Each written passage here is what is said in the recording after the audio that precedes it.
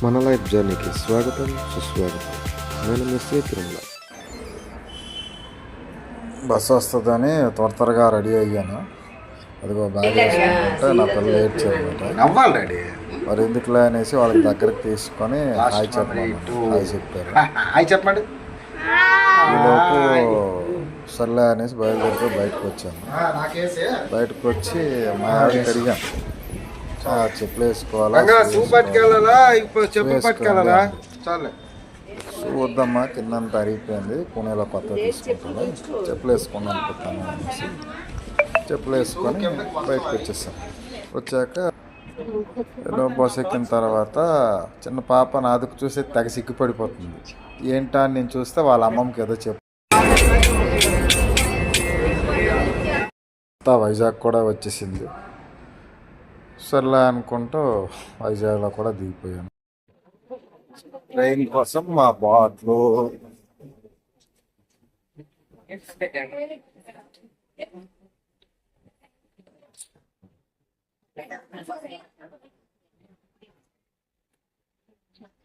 Actually మాది S2 ఉన్నాం హెచ్వాట్ దగ్గర.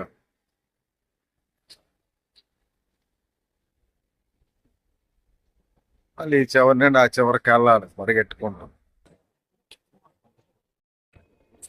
ఈ లోపు ట్రైన్ వచ్చేసింది కదా, పదే ఇంకెక్కిపోదాము, మన బెర్త్ మరి చూసుకోవాలి ఏమో ఎక్కడ ఉందో అనుకునే లోపు మా ఊడు ఒకటి వేసాడు. ఈలోపు రారా పలానా దగ్గరికి వెళ్దాము.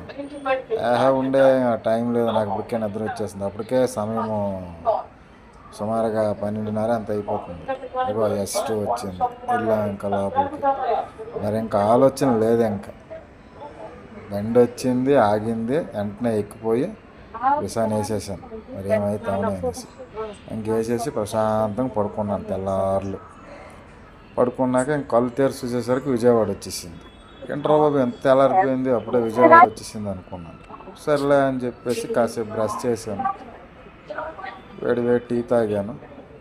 అలా నడుస్తున్న సమయంలోనే ఇంజిన్ మార్చేసాడు. ఇమీడియట్గా బండి మూవ్ చేసేసాడు. ఎక్కిపోయాను.